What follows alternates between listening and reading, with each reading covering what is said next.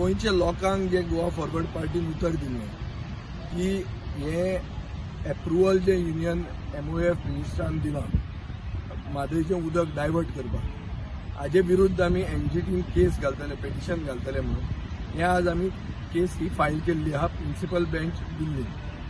आमी आदलो advocate general बाब दत्तप्रसाद लवंदे आनी ताजे टिमीक देव बरें करूं म्हणटात, कित्याक तांणी आमकां आदार दिल्लो आहा आनी क्वीक आनी इफेक्टीव रिस्पॉन्स दिल्लो आहा.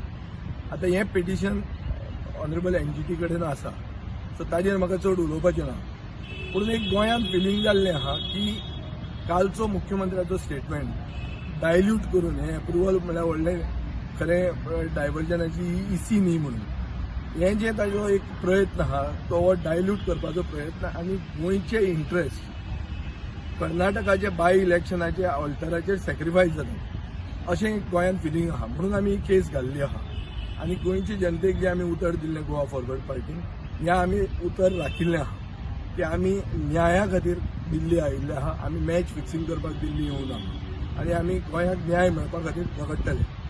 आनीक आतां ही केस जेन्ना फुडें येतली तेन्ना गोंयच्या सरकाराक, कर्नाटकाच्या सरकाराक आनी युनियन MOF मिनिस्ट्रीक तांकां जर सिन्सियरिटी आहा, तांचे जर तत्वां सारकें जाल्यार तांकां हे पेटिशनान चान्स मेळटलो की clear to come clear on this.